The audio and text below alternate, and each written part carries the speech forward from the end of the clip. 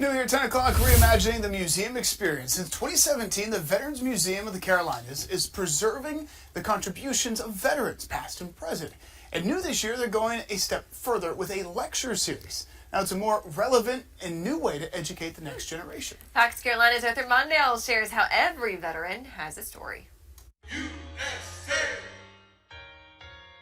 Let the big guns roar, let the seaplanes soar as she leads us in the fray. The year was 1941, and 17-year-old Joe Dayton Cooper was fascinated by life in the U.S. Navy. Cause I want to see the world. But this is what life on a ship looked like.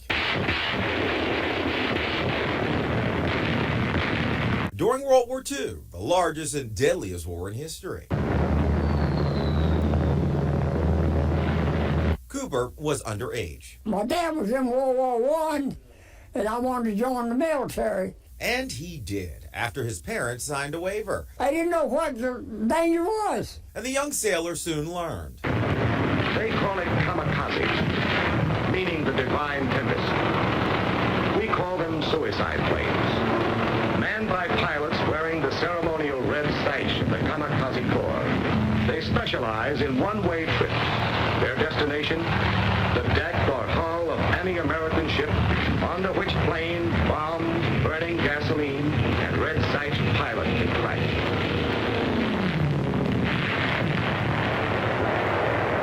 Loaded. I pushed the shells in the breach was the hardest part. Cooper was a gunner, the first and last line of defense for a Navy warship. I caught it bad. In fact, he was in the Philippines when a Japanese kamikaze dove into the center of his ship, killing 297 of his peers, and Cooper struggled in shark-infested water for 5 hours. Don't kick or slice your feet, or the sharks will come after you. Quite the life for a teenager who lived by duty, honor, country, travel, and adrenaline. It ain't a bad place, Starhead. After leaving the Navy in 1945, he would re-enlist in the Army in 1948, and 2 years later serve as a recon scout in the Korean War. I was eyes and ears of the division. Risky, and he lost peers. A lot of people got killed. Some got lost. And now at 100, he's one of many veterans from the Carolinas sharing their stories within these walls. Serve your country. To me, people want to actually see the uniform that actual soldiers actually wore with a name to go with it. He's referring to thousands of artifacts inside the Veterans History Museum of the Carolinas. When people saw me doing what I was doing, they were eager to give me their families' artifacts. Emmett Cassie-Etto collected military artifacts, uniforms, weapons, vehicles, medals, draft cards, rations, and musical instruments in campaigns from World War I to present day.